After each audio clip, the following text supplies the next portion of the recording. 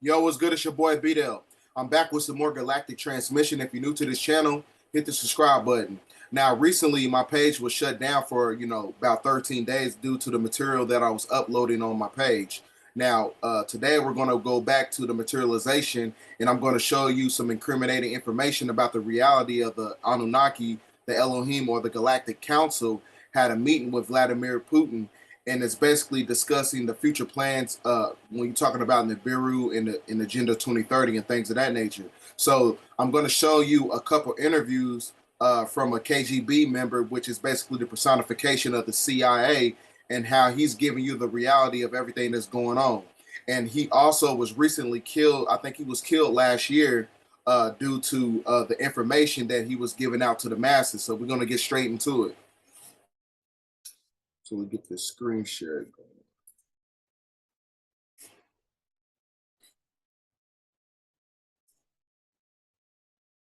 So I'm going to show you this interview. He's a former KGB agent, which is, like I said, it's the personification of the CIA in Russia, right? So I'm going to show you this interview. Good afternoon, ladies and gentlemen. This is, of course, Michael with Nibiru News and Someone'sBones.com.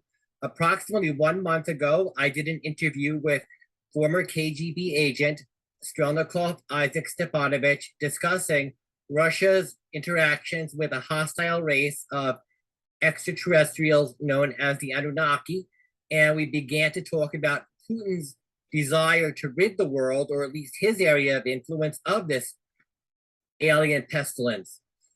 I said I would have a second, it goes nasty upstairs, a second interview. And today I am fortunate enough to have Strelnikov Isaac Stepanovich back with us. And I know we'll have a good conversation. Hello, Strelnikov. It's a pleasure to speak with you again. My pleasure, Mike.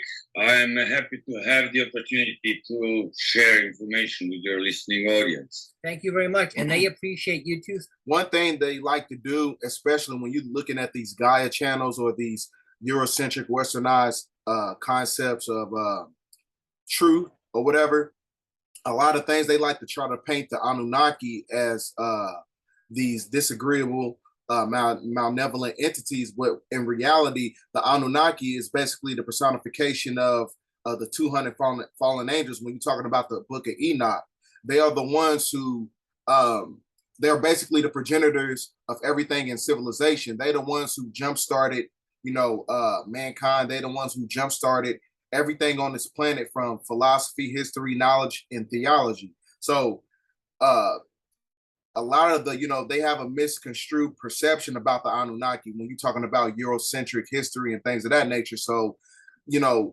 you listen to this interview, you have to know enough truth.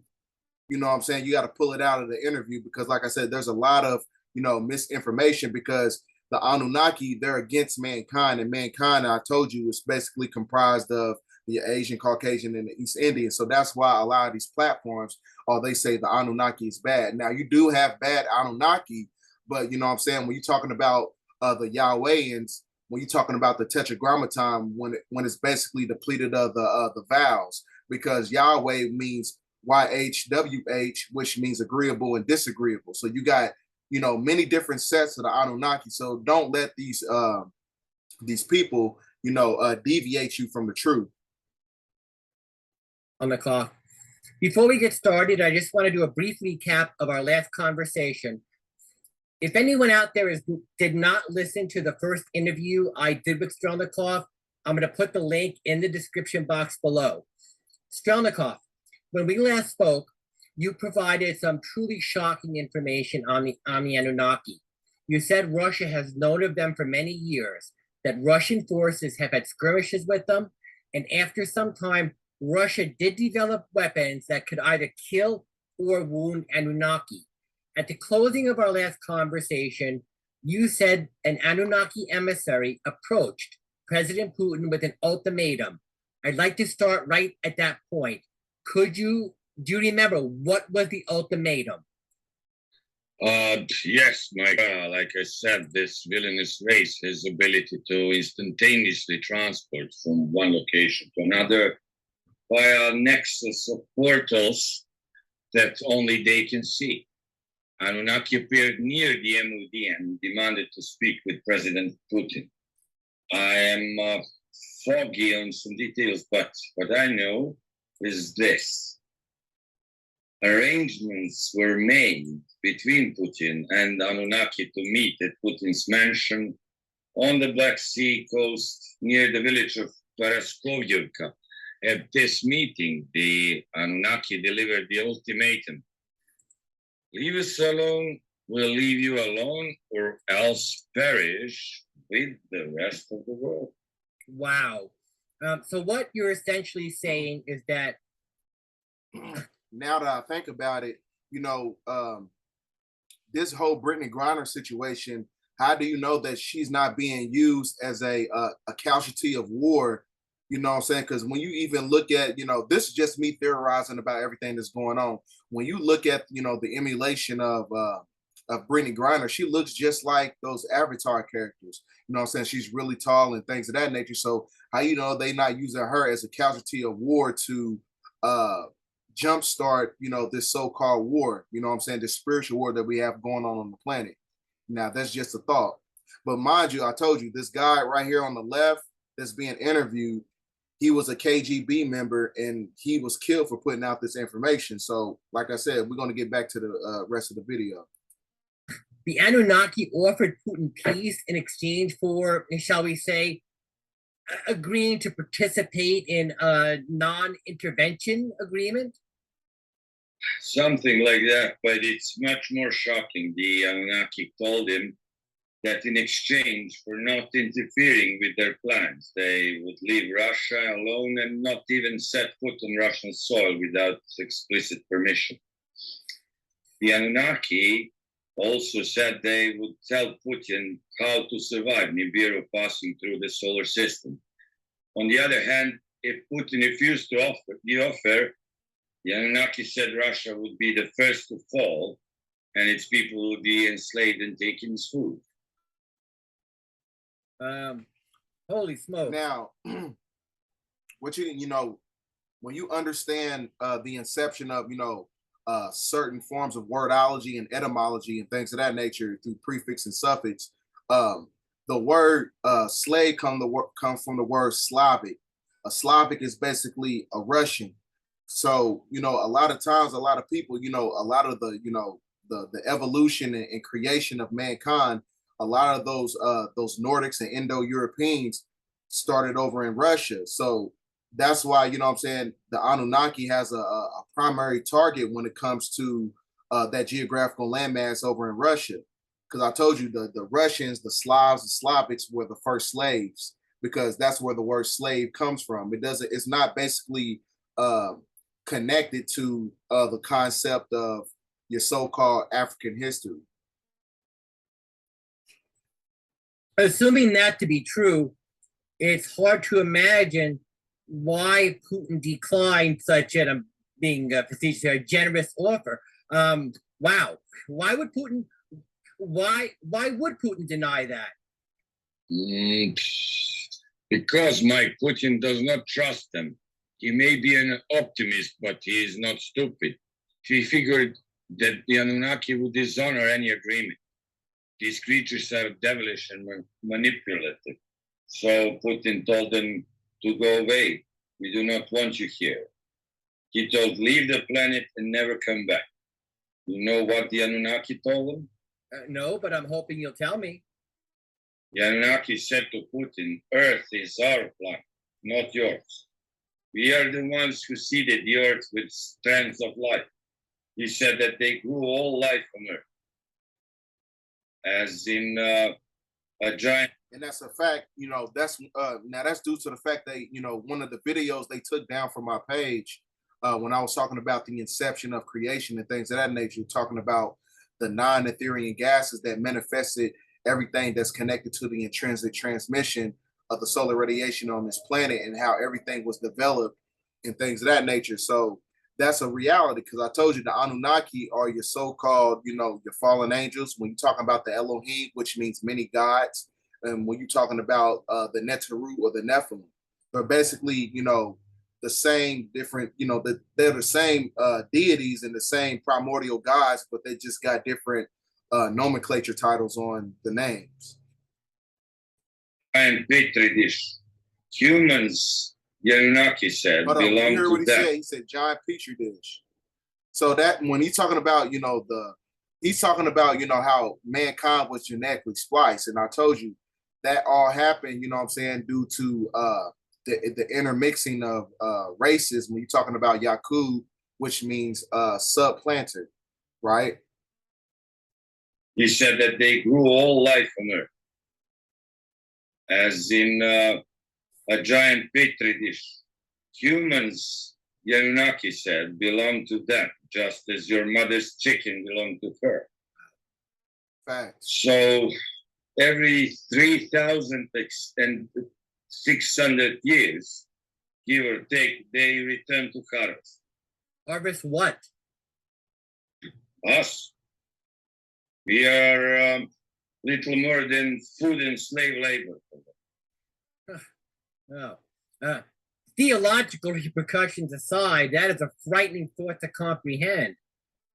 How did the Anunnaki respond to Putin's answer? The Anunnaki said, you've been warned, and left. And yet, no massive Anunnaki force has invaded Russia. At least not yet.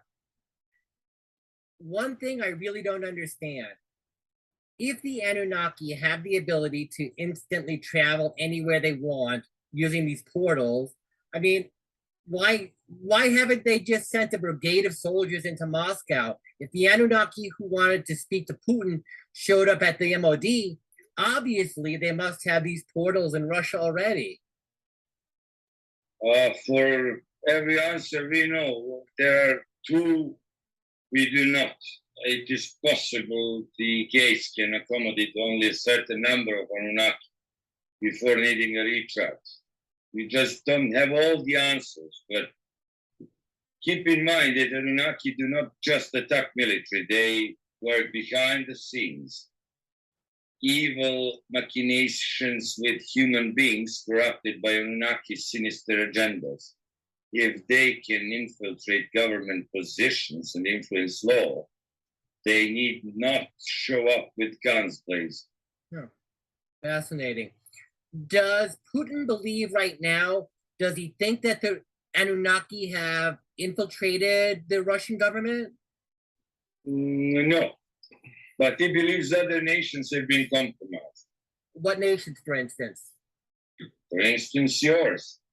Putin believes the Anunnaki have infiltrated the White House? Not sure about now, but under Obama administration, many Anunnaki roamed the White House corridors. I really don't have more information on that. No, interestingly enough, you're not the first person to make such a suggestion. I haven't heard about the Anunnaki. Now you do have some Anunnaki, like I said, you have some of them are disagreeable. Those who are connected to Azazel, who is Halal, who is basically the personification of Lucifer, because his father is Tarnush. So that when you're talking about, those are the bloodline of the Anunnaki who is connected to Enki. When you break down the etymology of it, Enki, which means En means Lord, Ki means Lord of the Earth, Ki means Earth, which is the everything that we have in our system. So he basically controls everything in the three-dimensional world from a disagreeable aspect. Not infiltrating the White House, or others have talked about another race called the reptilians, but we're not going to go there right now. Let's step in a different direction. According to you, Russian forces have clashed at least 6 times with the Anunnaki, resulting in many deaths on both sides. Where is the photographic or video evidence of the engagements? People like me and others who report on this topic, we take huge hits to our credibility because we don't have that hard evidence. I'm sure it must exist in an era where Big Brother watches everything, where soldiers have body cameras. So there should be footage or pictures of these Anunnaki or Anunnaki corpses. What do you say to that? Yes, Mike, I realize this is a big problem. Any footage is classified at the moment at most secret level. Even I have not seen it. Does it exist? Probably yes. Keep in mind that lack of thereof also affects my credibility. Yeah, I see that. I spare what I can. As to corpses of Anunnaki, there are none. The Anunnaki biology is most strange. Their insides contain a corrosive bile that at the time of death literally dissolves both endo and exoskeleton. And that's true because Anunnaki don't never die. So when you're talking about the personification of gases, liquids, and solids, you got Etherian gases, which is able to cause a transmutation process and transmute over into a liquid.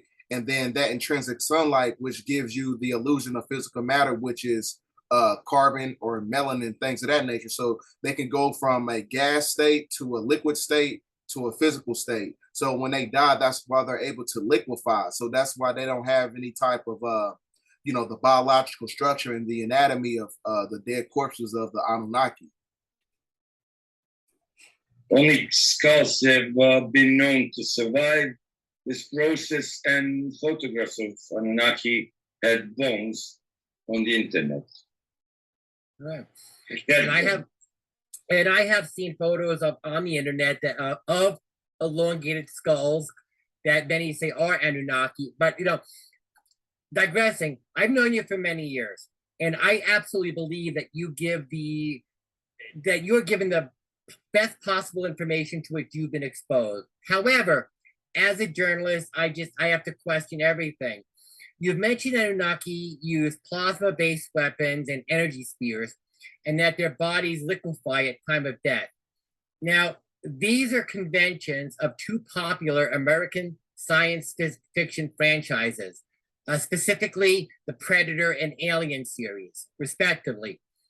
It seems a bit convenient that the Anunnaki lore mimics these fictional inventions. What do you think? Michael, the margin or level of separation between fiction and reality is very narrow. I have never seen these movies. I've heard about them, but I've never seen them. I do not like movies. But the technologies used by the Anunnaki are real and are deadly. Ministry of Defense worked tirelessly to understand their technology and find a way to counter it. Thank you. You previously said, to your knowledge, other nations do not take the Anunnaki threat as seriously as does Putin, or if at all. Now, it has been suggested to me that Trump and Putin are in a secret alliance to defeat them, and that all the current rabid anti-Russian sentiment going on right now is a dog and pony show to distract people from that, from Trump and Putin actually working together. What do you say about that? Look, Michael, I wish this to be true. This just really made me think of something. Now, you got Russia teaming up with China. They reverting back to the gold standard when you're talking about the monetary system and the financial and economic system. The reason why they're doing that, they're not, this is where it's going to be the precursor to a lot of calamities on the planet, because the gold, they're not supposed to use that because the gold doesn't belong to them. You got to go back and look at that couple videos I put out, I think it was like a month ago, but it's basically discussing the fact that, the gold does not belong to them because they're not connected to the planet. The gold is only meant for those who have a natural connection to the planet. And basically that race of people is connected to the Anunnaki. When you're talking about, the inception of creation and things of that nature, when you're talking about your so-called Black people. American president would take this threat and as seriously as does President Putin. I have seen no evidence showing cooperation between. All right. If they're working together, Michael, then the rouse is so elaborate that even President Putin doesn't know he's working with Trump to fight Anunnakis. Okay, so you're saying it's not true. That's what I said. Do you think Putin stands a chance of winning this war on his own?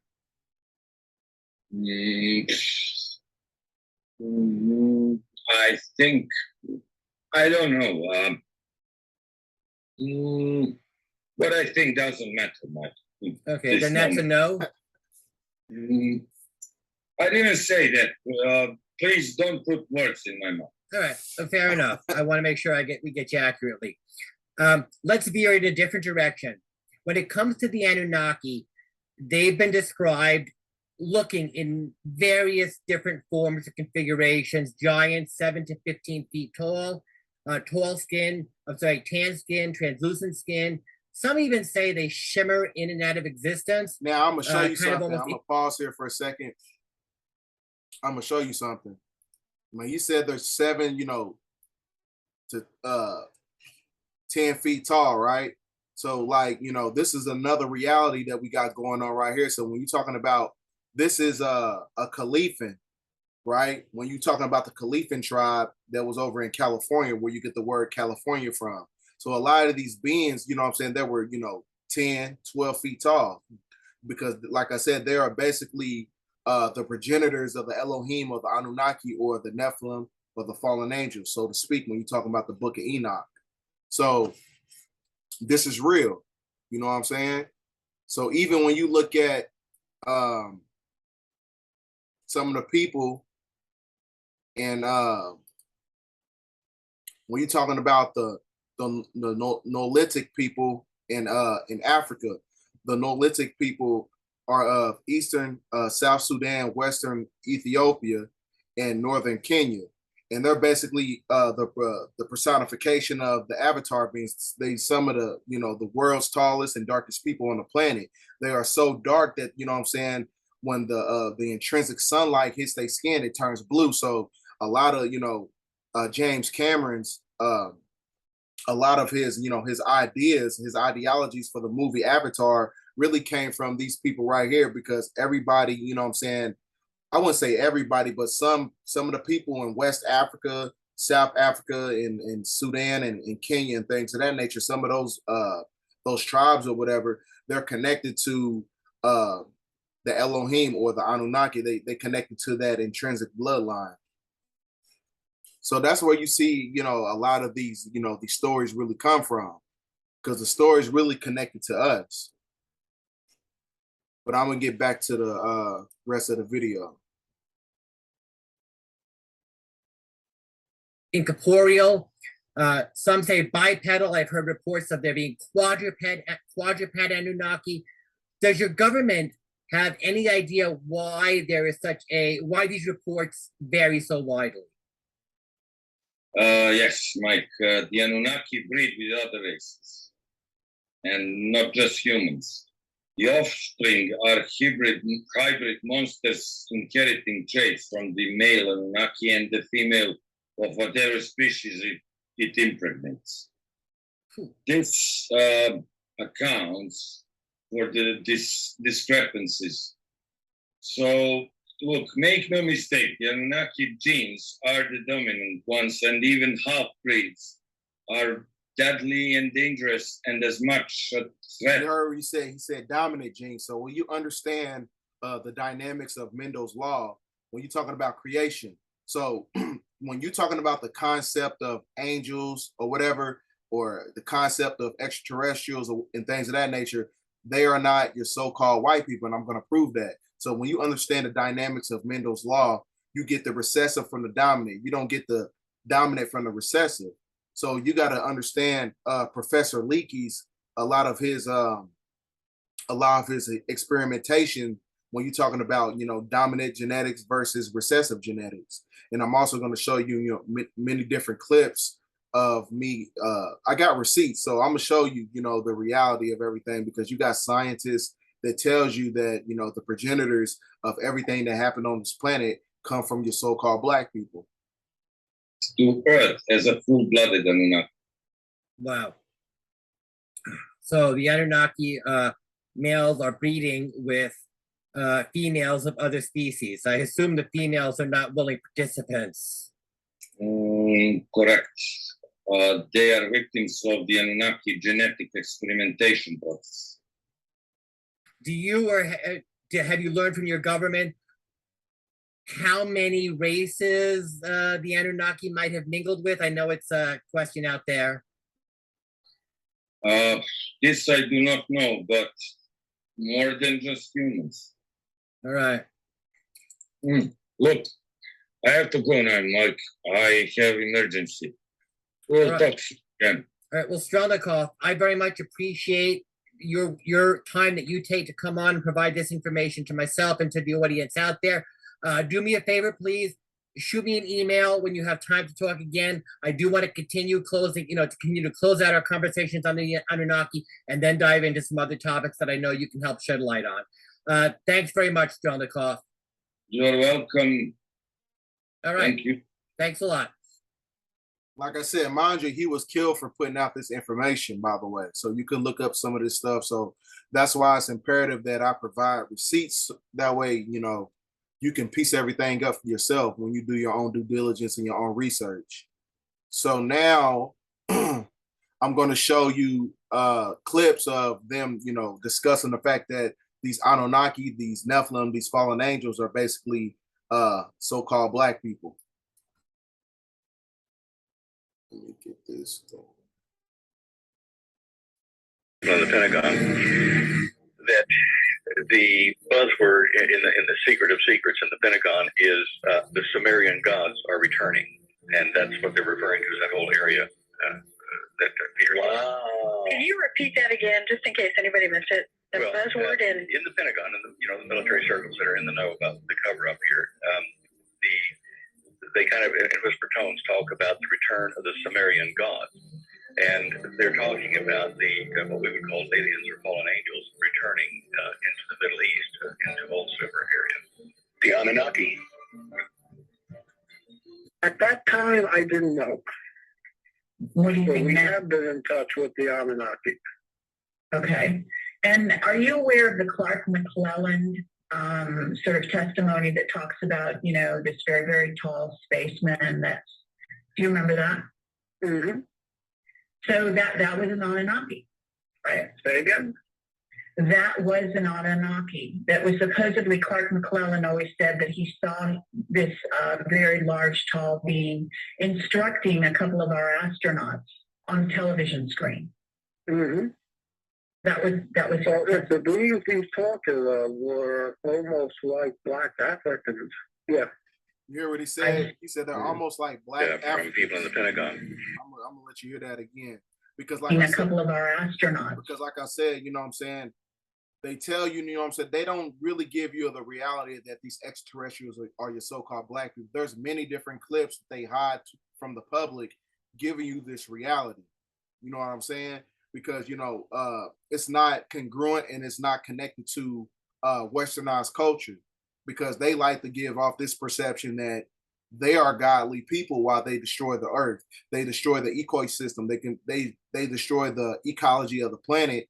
You know what I'm saying? So that's why you have the return of the Sumerian gods, of the Anunnaki, to restore the balance on the planet, because everything has been put out of balance for so long due to dehumanization and things of that nature. Now listen to what he said again.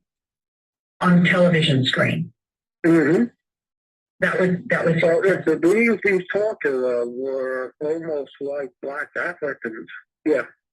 So like I said, your so-called angels of the Bible, who are the 200 fallen angels, you know what I'm saying? These are, your so-called black people.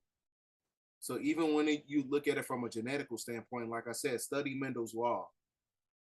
Now I'm going to show you a clip of Dr. York, the master teacher, and he's going to give you the reality of, extraterrestrial life on the planet. Afraid because they don't control us any longer. They're afraid because we don't fear them any longer. They're afraid because they have failed us. Whenever you talk about UFO or extraterrestrial involvement, they bug out. They panic because it says that they're not in control. They say there might be a benevolent or malevolent force that is greater than them. That beings might be coming here from other galaxies or other planets. So they say, oh, that's hog rocks, right? And then they spend $1 billion on a project called SET. Oh, ain't no extraterrestrials. We just gonna go to Puerto Rico and we're gonna build the biggest satellite in the world and watch anyway for 25 years. But there's no such thing as flying saucers. That's crazy. Ain't no such thing as extraterrestrial. We just gonna sit here and watch day and night and listen every day, every hour to see if we can get a voice. We're gonna set up messages to outer space. Every year they send a new packet to outer space. What, SETI? Or the Pentagon says what? When you say there's UFOs or extraterrestrials, you mean little green men? What's the psychology behind little green men? Simply, they breathe differently. A whole lot of Nuwapian kids are born green. So when you're talking about, a lot of us being born green, you're talking about a Mongolian spot. A lot of black children, when they're born, they have a Mongolian spots on their back or on their arms and things of that nature. And I'm going to show you a picture of a baby that was born in Zambia, Africa, and she came out blue. I don't know, the speculation behind it. I don't know if this is, a real publication, but I'm going to show you a picture of it after this video. Green spots for blood circulation and oxygen because they breathe differently. And as they get older, the green spot fades away. You follow? As they take in the iron in their body, it rusts and changes their skin complexions. These are real. But they can't tell people the real thing. They can't tell you the truth. Because if they tell you the truth, you'll no longer fear them. And what they have over you is fear. You really think, like mommy and daddy, that the white man got it together. Every year, the ancient ones reveal to you your superiority. I said they can't tell you the truth because the truth is connected to your spiritual atonement. So if you have a recollection of who you really are on this planet, you can basically deviate from this three-dimensional system. And that's what they're afraid of. So that's why they propagate and venerate fear so much, because that's what a draconian system is all about. That's the foundation of it. And they work through a Hegelian dialectic principle when you have a problem and then you create a reaction, and then you have a solution that's basically diabolical to the people, to where you move people out of fear to where you can usurp their energy. You can usurp their energy and use it for capitalization purposes. So now I'm going to show you this picture. Now, like I said, this is a reality of what's going on. You have apparently a mother in Zambia gave birth to a blue baby. She left her child with her father and he ran away because the baby came out like this. Now, I don't know if this is, 100% fact, but, a lot of the African, West African publications, they've been putting out this article discussing this topic. So when you look at this blue baby, so that's where you get your concept of, avatar and things of that nature, because I told you we have a non-DNA sequence. We have non-ether genetical properties that connects us to the universe, and it connects us to nature. So with that being said, thanks for watching. I'm going to be back pushing out some more videos. I'm going to put another publication and some more content out sometime this week. I may put it out Wednesday, and I'm going to discuss the reality of a guy who died and he came in contact with the Anunnaki, and he's been sitting on this information for a long time. He's been sitting on the story for about 10 years, and he was, very he felt it was intrusive to put out this information because he didn't want to be looked at, as crazy through the perceptional lens of westernized society and things of that nature. So thanks for watching. Put this video out, share this video, and thanks for watching.